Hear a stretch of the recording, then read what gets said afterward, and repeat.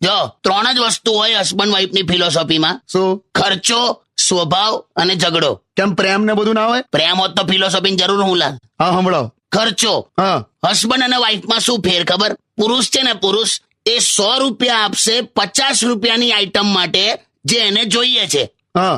અને સ્ત્રી 50 રૂપિયા જ આપશે 100 રૂપિયાની આઈટમ માટે જે એને જોઈતી જ નથી.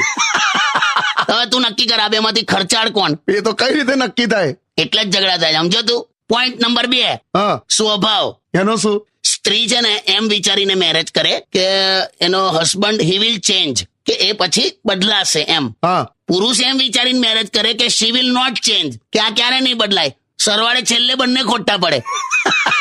અને ત્રીજો મુદ્દો છે ઝઘડો. તો મારે પુરુષોને ખાલી એટલું જ કેવું છે કે કોઈ પણ આર્ગ્યુમેન્ટનું જે છેલ્લું સમાપન સ્ટેટમેન્ટ હોય ને, કન્ક્લુઝન વાળું સ્ટેટમેન્ટ, હા. એ ઓલવેઝ